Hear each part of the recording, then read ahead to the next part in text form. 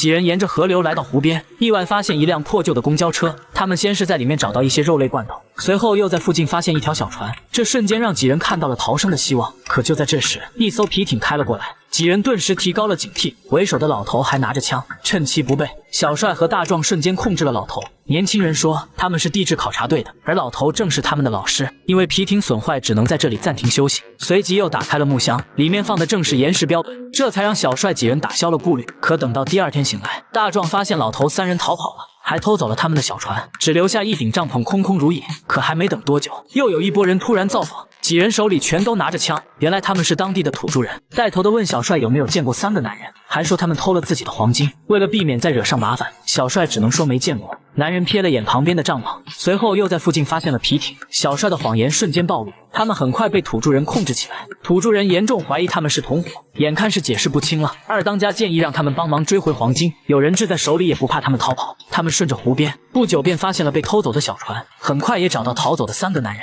可此时二当家又改变了主意，他要自己带着黄金去城市生活，丝毫不顾小帅同伴的死活。3方争执不下，随即便爆发了一场混战。大壮夺过枪，先是干掉了二当家的，接着又打死了地质队3人。可大壮见钱眼开，企图带着黄金逃走。小维则趁机打晕了小帅，于是拿起黄金和大壮一起逃跑。可不曾想，就在逃跑途中，小维意外跌落山坡，摔在岩石上，造成腿骨断裂，眼看伤势严重。小维想先休息一会儿，可大壮却死死勒住了他的脖子，最终小维惨死当场。这一幕刚好被追来的小帅看到，小帅劝他一起回去救同伴，可失去理智的大壮根本不听，他死死掐住小帅脖子，刚要拿起石头干掉小帅，却被小帅抢先一步，大壮便就此饮恨西北。小帅并没有带着黄金逃跑，最终返回驻地救下了同伴。而另一边乘坐军车回家的队友，却在路过隧道时发生了意外。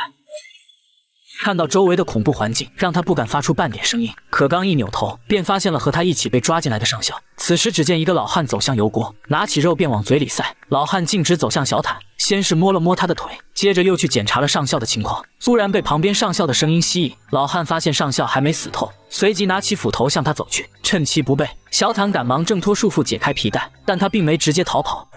等到晚上，小坦顺着火光找到了失散的队友，众人这才知道小坦在隧道里被食人魔拖走，险些丧命。第二天早上，一辆卡车向他们开了过来，原来是老白找到一辆汽车，于是几人纷纷上车，想着赶紧逃离这个鬼地方。就在大家以为终于可以逃出升天时，破旧的汽车突然熄火了。老白尝试着重新启动，可怎么也打不着火。这时前方突然出现滚滚黑烟，定睛一看，正是那个食人魔老汉。就在大家惊愕之际，老汉将冒着黑烟的燃烧棒向他们丢来，几人很快被黑烟迷晕，紧接着便被老汉一个个拖走。而等待他们的将是另一个地狱。4人被关在一个密封容器内，脚腕更是被巨大铁链双双锁住，要想活命就得拿到上方的钥匙。就在这时，卷毛在旁边发现一把铁锯，看来食人魔是想让他们自断腿脚来取下钥匙。几人也都是面面相觑。突然容器四周开始冒水，大家尝试堵住洞口，但由于水压太强根本堵不住，留给他们的时间不多了。小坦突然想到可以趁着水位上涨轮流潜水，这样我们就可以拿到钥匙。但这个想法立马遭到保罗的拒绝，因为他根本就不会游泳。情急之下，他拿起锯子想锯断铁链，但大家知道这是徒劳的，普通的锯子根本锯不开坚硬的铁链。而小坦的建议是他们唯一逃生的希望。眼看水位越来越高，简单商议后，卷毛和小花率先潜水，小坦在上面安抚着保罗。好在大家很快找到了节奏，可随着水位越来越高，留给大家呼吸的时间越来越短。不会游泳的保罗则显得更加慌张，浮出水面后怎么也不肯下去。而水下的小花早已坚持不住，在同伴的帮助下才将保罗拉了下去。慌乱之下，保罗双脚乱蹬，一不小心腿脚被铁链缠住，几秒钟便领了盒饭。小坦则在小花的帮助下拿到了钥匙，成功逃脱了锁链的束缚，但钥匙却不小心掉到了水底。小花下去没能找到，于是只能换卷毛下去寻找。卷毛在水下找到钥匙，并成功打开了锁链。他随即把钥匙交给小花，但小花开锁时却不慎把钥匙折断，小花也永远沉在了水底。而另一边的丽莎和老白也经历着生死逃亡，他俩被困在一个不断下沉的铁笼里。好在最后关头他们打开了铁笼，很快便脱离了危险。可就在两人登上码头时，看到迎面走来一位壮汉，这正是把他们抓到这里的食人魔。二话不说，老白上去就是开干，丽莎也是给予配合。最终在2人合力攻击下，成功让食人魔老汉领了盒饭。存活的4人在码头汇合。就在这时，远处开过来一条小船，正是小帅他们逃出的4人。至此16名选手只剩下8人。此时天空传来一阵轰鸣声，通过询问得知，这竟然是一架搜救直升机。虽然众人都感觉太不巧合，但无路可走的他们还是登机了。途中几经坎坷，他们又登上了一架滑翔机。殊不知，一场更大的危机即将降临。机舱内的几人全部迷晕。醒来的丽莎发现了异样，她赶忙唤醒其他几人。可到驾驶舱一看，机长早已不见了踪影。眼看飞机失去控制，而操纵杆也已损坏。丽莎打开舱门，让大家赶紧跳伞。虽然众人没有经验，但跳下去是唯一存活的希望。顾不了那么多，众人纷纷跳下。可当轮到小帅和大美时，却发现降落伞少了一个。小帅让大美赶紧穿上，自己则继续尝试操纵飞机，但大美并没那么做。Раньше думала, что отдать свою жизнь за другого — это чушь пафосная. И так не бывает. Бывает. Коля! Живи, слышишь? Стой! Стой! Надевай! Смотри на меня, блядь! Смотри на меня!跳伞成功的几人落入海里。就在这时，一艘渔船恰巧开了过来，小帅、丽莎被成功救起。可巧合的是，阿伦三人也在这条船上。被救的几人并没感觉庆幸，反倒觉得事情太过巧合诡异。小帅拿起灭火器，先是哭呲两下解决了2名船员，随后溜进驾驶室挟持了船长。阿伦给船长来了个五花大绑。小帅逼问船长是怎么找到他们的，可船长只是说碰巧遇到。经历了这么多，小帅根本不信，仿佛一切都是被安排好的。小帅拿起斧头割断了船长的绳索。Я же говорил, что ты не врешь. Сука!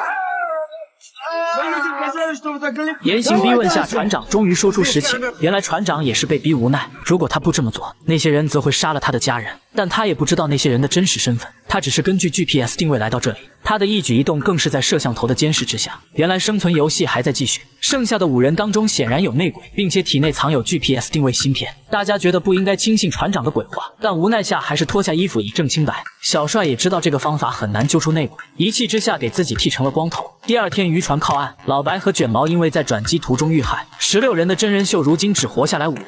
可就在小帅进入超市时，却意外发现他们成了网上通缉犯。更可怕的是，营业员正在报警。果然，出门他们便看到了前来抓捕的警车。慌忙中，几人一路逃窜，最终来到一家废弃影院。他们决定在这里揪出内鬼。小坦率先怀疑起丽莎的纹身，不过丽莎解释说，她的妹妹1年前失踪，她在节目组电脑里发现了妹妹的资料，而她和妹妹拥有同样的纹身。野人误以为丽莎是主办方安插的卧底，因此才没碰她。阿伦则一直坚持说没有内鬼，这反倒引起了大花的怀疑，并且说他看到阿伦腿上有个伤口。阿伦看到大家要割开自己的腿，吓得连连后退，转身就跑。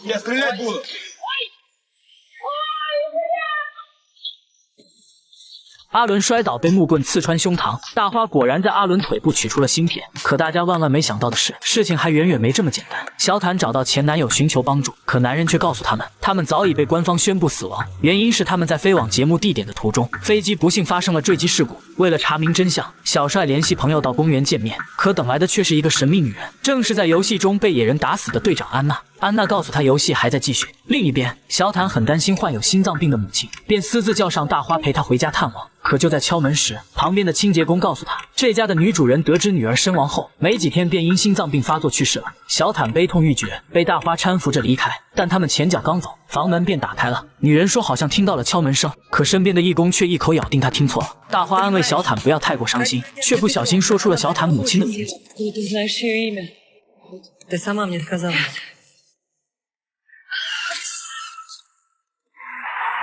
镜头一转，大花变身为一名浓妆艳抹的富婆，而此时的她也不再隐藏，腿上的伤口说明了一切，还很自豪地承认自己就是内鬼。丽莎把她绑起来质问为什么要这么做，她说自己的梦想就是成为一名演员，而身为导演的丈夫却说她没有天赋。为了向丈夫证明自己，她便报名参加了游戏，并且还是上期节目的幸存者。丽莎苦苦逼问妹妹的下落，可大花打死都不告诉她。丽莎一气之下活活掐死了大花，而这一幕刚好被赶回来的小帅看到。就在这时，小帅接到一通神秘电话，两人按照约定来到了空旷的地铁站。此时一名男子从车厢走了出来，可万万没想到的是，这竟然是节目主持人。原来他并没有被丧尸杀死，他说现在游戏到了决战时刻。小帅质问他为什么要杀害这么多人，可主持人却说他们并没有杀人，只是选手之间互相残杀罢了，即使你们把我杀死，游戏还会继续。随后他打开保险箱，小帅和丽莎只能有一人存活拿到奖金。为了找到妹妹，丽莎无奈地拿起手枪对准小帅，小帅表示理解并没反抗。坑爹的是，这把枪竟是向后发射子弹，这游戏设置的可真变态。悲痛的小帅拿起另一把枪，刚想解决掉主持人，突然脑袋一阵眩晕。